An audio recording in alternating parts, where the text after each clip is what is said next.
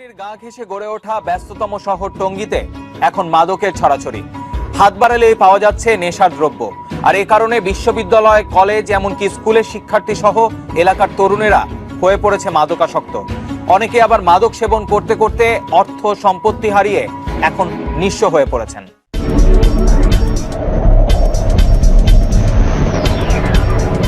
রাজধানীর উপকণ্ঠে টঙ্গীতে মাদক ব্যবসার সাথে স্থানীয় অনেকেই জড়িয়ে পড়েছেন। টঙ্গী পৌর এলাকার হাজি মাজারের বস্তির প্রায় প্রতিটি ঘরেই চলছে মাদক ব্যবসা, আর মাদক সেবনও চলে একেবারে প্রকাশ্যে।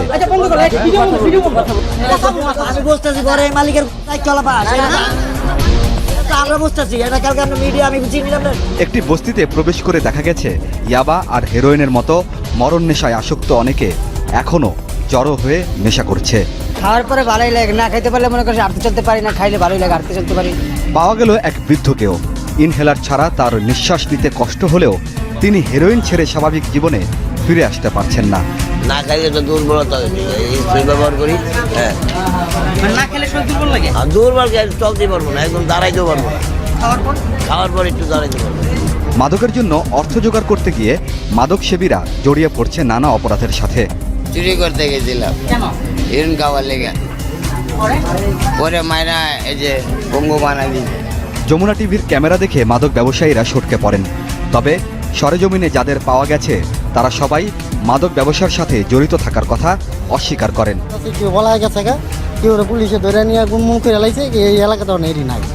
শহরে কিভাবে প্রকাশ্যে মাদক ব্যবসা চলছে সে বিষয়ে স্থানীয় এক নেতার সাথে কথা হয়। বন্ধ করে এই যে প্রক্রিয়া তো চলতে আছে, যথেষ্ট চেষ্টা করে লাঠি লিয়া আওয়ামী লীগ প্লাস যুবলীগ এই আমার ইউনিটের দুটো টিম লাঠি লিয়া খেলায় দেখে ডিউটি করে প্রতিষ্ঠিত হয়ে যায়। পুলিশও তাদেরকে বলে যে আপনারা ডিউটি করে আমরা কাজ। টঙ্গী মডেল থানার পেছনের ব্যাংকের মাঠ সংলগ্ন বস্তিতেও চলে মাদকের রমরমা ব্যবসা। এখানে মাদক ব্যবসার পাশাপাশি চলে অসামাজিক কর্মকাণ্ড। সেখানে যাবার পর পাওয়া যায় একজন মাদক ব্যবসায়ীকে। কথা হয় তার সাথে। আমার নামে অনেক মিথ্যা কথা, বানোয়ার কথা, এই জায়গায় অভিযোগ, এই জায়গায় কাগজপত্র অনেক জায়গায় দিচ্ছে, এসপি অফিসও দিচ্ছে, আমার নামে কোনো কিছু নেই। এলাকায় এসব মাদক ব্যবসায়ী আর মাদক সেবীদের কারণে নিজেদের খুব অসহায় মনে হয়, এমনটি জানালেন সেন্ট্রাল কোঅপারেটিভ ব্যাংকের এক কর্মকর্তা। এখানে ব্যবসা করতে করতে অনেক লোক ধনী হয়ে গেছে, অনেক পয়সার মালিক হয়ে গেছে। যেগুলো টোকাই আসছিল, রাস্তা কাগজ টোকাই করে খাওয়া দাওয়া করতো, তারা এখন অনেক টাকার মালিক হয়ে গেছে। আর প্রতিটার ব্যবসা তো অহরহ এখানে চলছে। মাদকদ্রব্য সহজেই হাতের নাগালে পাওয়ায় স্থানীয় শিক্ষার্থীরাও ইয়াবা সহ সব ধরনের মাদকে আসক্ত হয়ে পড়ছে। এক ফ্রেন্ডে বললো যে ইয়াবাটা খেলে নাকি খুব শরীরটা চাঙ্গা থাকে, খুব ক্লান্তি দূর হয় এবং কি ভালো লাগে খেতে। তো একদিন ট্রাই করলাম, ট্রাই করার পরে ভালো লাগলো, এরপর দিন আবার খেলাম, ভালো লাগলো, এরপরে নিজের থেকে খাওয়া শুরু করলাম। এদের কেউ কেউ মাদকের অর্থ জোগাড় করতে প্রথমে নিজের পরিবার থেকে টাকা পয়সা নিলেও এক পর্যায়ে অপরাধের পথে পা বাড়ায়। মানে ছোট থেকে ধরা স্কুল, কলেজ এবং কি মাদ্রাসার ছাত্ররা পর্যন্ত ড্রাগের সাথে জড়িত হয়ে গেছে। এখন হাতে হাতে পৌঁছে দেওয়া হচ্ছে এখানে। সবাই দেখে এগুলো বিক্রি হচ্ছে, দেখতেছে, জানতেছে। প্রশাসন এখন অন্ধ হিসেবে আছে। কথা হয় নেশাগ্রস্ত আরেক তরুণের সাথে। মানে নিজের কাছে 200 থাকলে আরেকজনেতে 300, তো কতদিন ধার করা যায়? এই জিনিসটা করতে করতে একটা মানে খারাপ সাইডে চলে যাওয়ার লাগে। এরে ধরো, এরে মারো, এরে কাটো, এমনি এমনি মনে করেন যে নেশাটা আসলে অ্যাডিক্ট হয়ে গেছি।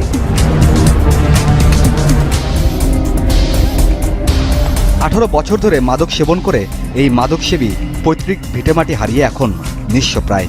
নেশার পেছনে সব শেষ হবার পর এখন তার উপলব্ধি জীবনে অনেক বড় ভুল করে ফেলেছেন।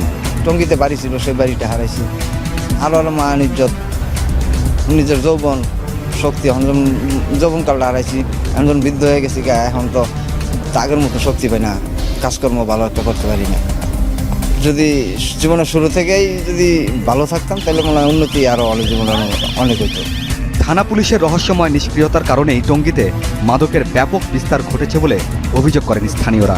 এখানে পুলিশের অনেক লোক আছে ভালো, আর কিছু বড় ব্যক্তিরা আছে তারা এইসব অন্যায়ের সাথে তারা পার্সেন্টেজে জড়িয়ে যায়, যেটা বলা যায় না। যারা বলবে দেখা যায় ভালো মানুষকে এখানে মামলাতে জড়িয়ে দিবে, আর যারা অরিজিনাল মাদক বিক্রি করে, যারা এটা হোলসেলার আছে, তাদেরকে কিছু বলা হয় না। সেই সব তারা কিছু টাকা দিয়ে এখানে ম্যানেজ করে নেয়। কেউ কেউ এমন অভিযোগও করেছেন টঙ্গী এলাকার প্রতিটি মাদকের স্পট থেকেই থানা পুলিশকে সাপ্তাহিক ভিত্তিতে বখরা দেয়া হয়। সে কারণে বাড়ছে মাদকের বিস্তার।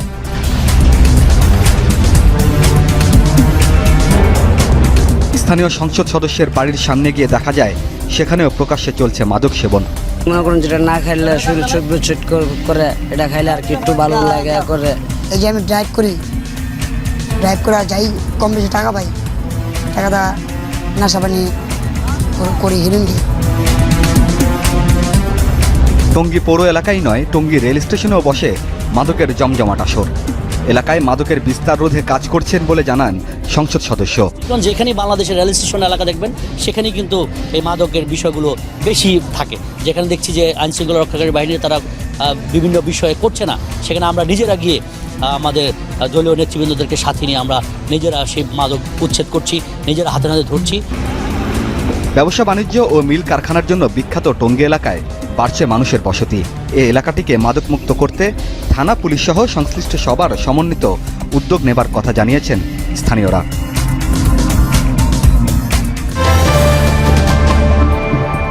দর্শক দেখছেন ক্রাইম সিন, সময় হলো একটা বিরতির, আমাদের সাথেই থাকুন।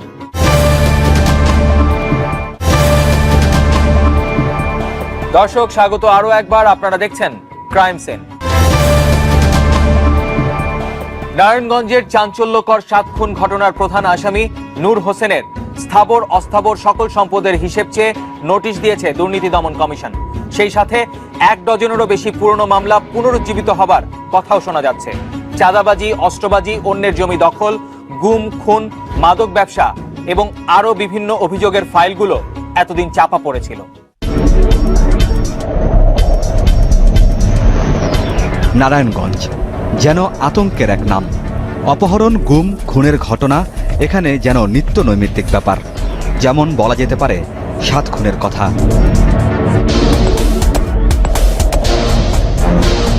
2014 সালের 27 এপ্রিল ঢাকা নারায়ণগঞ্জ লিংক রোডের ফতুল্লার নামাপাড়া থেকে কাউন্সিলর নজরুল ইসলাম, আইনজীবী চন্দন সরকার সহ 7 জনকে অপহরণ করা হয়।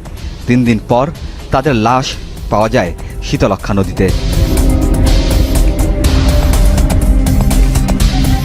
হত্যাকাণ্ডের প্রায় 1 বছর পর গত 8 এপ্রিল নূর হোসেন এবং র্যাবের সাবেক 3 পদস্থ কর্মকর্তা সহ 35 জনের বিরুদ্ধে নারায়ণগঞ্জের আদালতে চার্জশিট দেয় পুলিশ। টোটাল জিনিসটি কিন্তু চার্জশিটের ভিতরে দেয়া আছে।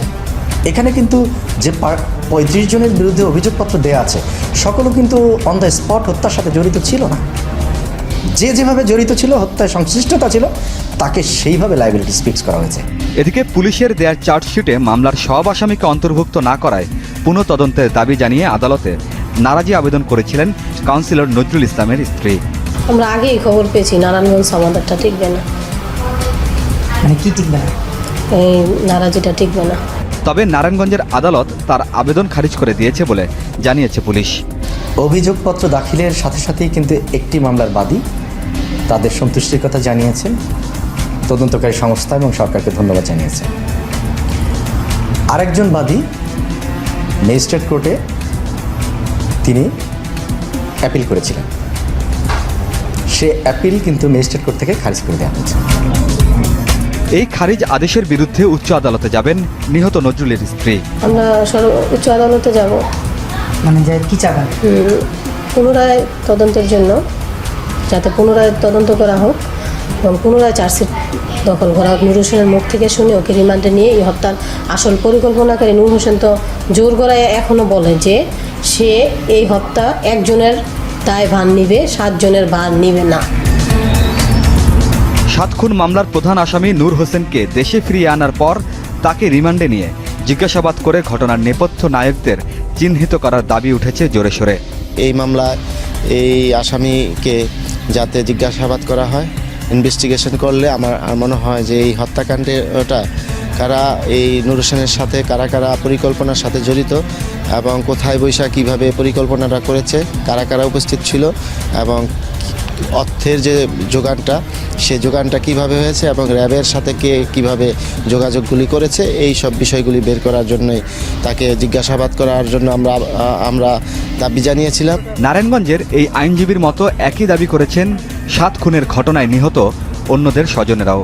কারণ এতদিন তো দেশে ছিল না, এতদিন ছিল ইন্ডিয়া।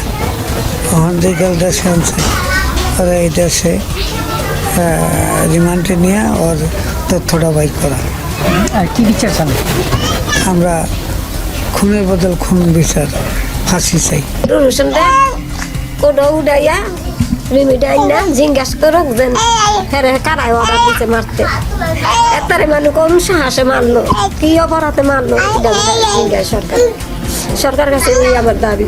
তবে নারায়ণগঞ্জের জেলা পুলিশ সুপার জানান 7 খুনের মামলায় অভিযুক্তদের বিরুদ্ধে আদালতে একটি পূর্ণাঙ্গ চার্জশিট দেওয়া হয়েছে। এই অবস্থায় আসামিকে রিমান্ডে নেওয়ার কোনো বিধান নেই। তো যেহেতু একটি মামলা পূর্ণাঙ্গ তদন্ত হয়েছে এবং সেই মামলার অভিযোগপত্র বিজ্ঞ আদালতে দাখিল করা আছে, সেই মামলার একজন আসামি ধৃত হওয়ার পরে পুনরায় তাকে রিমান্ডে নেয়ার কোনো যৌক্তিকতা বা আইনি প্রয়োজন আছে বলে আমরা মনে করি। তবে তদন্তকারী সংস্থা বা তদন্ত কর্মকর্তা চাইলে নূর হোসেনকে রিমান্ডে নেয়ার সুযোগ আছে। এই মামলার যে তদন্তকারী কর্তৃপক্ষ যারা তদন্ত রিপোর্টটা জমা দিয়েছে, তারা যদি নতুন কোনো তথ্য পায় সেই ক্ষেত্রে তারাও আদালতে আবেদন করতে পারে। সেই আবেদনের প্রেক্ষিতে আদালত অবশ্যই তারা আবেদন করলে সেটি 100% আপনার অ্যালাউ হয়ে থাকে। এদিকে নূর হোসেনকে দেশে ফিরিয়ে আনার পর তার বিরুদ্ধে একের পর এক অভিযোগ বের হতে শুরু করেছে। গ্রেফতার দেখানো হয়েছে 7 খুনের ঘটনাসহ 13 মামলায়। নূর হোসেনের বিরুদ্ধে মোট 13টা মামলা আছে। সেটা একটা বন্যপ্রাণী আইনের মোকদ্দমা, ওইটাতে তার 1 বছর সাজা হয়েছে, আর বাকিগুলি ক্রিমিনাল অফেন্স, ক্রিমিনাল মামলা। হিসাব চাঁদাবাজি মামলা আছে, অস্ত্র মামলা আছে, তারপর মারামারির মামলা আছে, দাঙ্গা হাঙ্গামার মামলা আছে। নূর হোসেনের বিরুদ্ধে অভিযোগের মধ্যে আরও রয়েছে সিদ্ধিরগঞ্জ থানায় চাঁদাবাজির মামলা, একই থানায় অপহরণ মামলা, চাঁদাবাজি ও ভয়ভীতি দেখানোর মামলা সহ 3টি অস্ত্র মামলা। এছাড়া নারায়ণগঞ্জ আদালতে তার বিরুদ্ধে আরও 2টি মামলা দায়ের করা হয়। বন্যপ্রাণী সংরক্ষণ আইনে একটি মামলায় সাজাও হয়েছে নূর হোসেনের। নারায়ণগঞ্জের ব্যবসায়ী ইসমাইল হোসেনকে অপহরণের পর হত্যা ও লাশ গুমের অভিযোগে নারায়ণগঞ্জ আদালতে দায়ের করা মামলায় এখন পর্যন্ত নূর হোসেনকে গ্রেফতার দেখানো হয়নি বলে জানা গেছে। নিখোঁজ এই ব্যবসায়ীর ভাইয়ের দাবি, নূর হোসেনকে এই মামলায় গ্রেফতার দেখিয়ে রিমান্ডে নিলে অনেক তথ্য বেরিয়ে আসবে।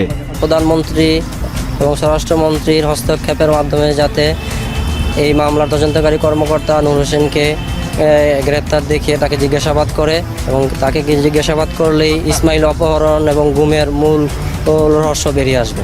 ভয়ঙ্কর অপরাধী নূর হোসেনের মতো আর কেউ যাতে ভবিষ্যতে অপরাধ করে রেহাই না পায় তা নিশ্চিত করা এখন সংশ্লিষ্টদের দায়িত্ব।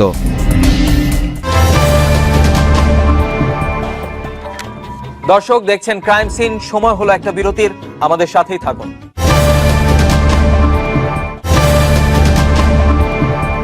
দর্শক স্বাগত আরো একবার, আপনারা দেখছেন ক্রাইম সিন। টাকা চেয়ে না পেয়ে বখাটে যুবকেরা ঢাকার দনিয়ার এক পরিবারের 3 জনকে কুপিয়েছে। ঘটনাস্থলেই মারা যায় পরিবারের বড় মেয়ে 6ষ্ঠ শ্রেণীর ছাত্রী সোহেলি।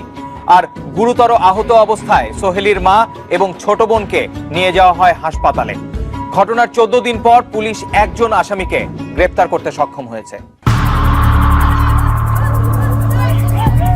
দক্ষিণ দনিয়ার কদমতলী থানার প্রত্যন্ত এলাকা মিনাবাগ। ইতালি প্রবাসী আব্দুল হান্নান সেলিমের পরিবার 4 বছর ধরে এই এলাকায় বসবাস করে আসছেন।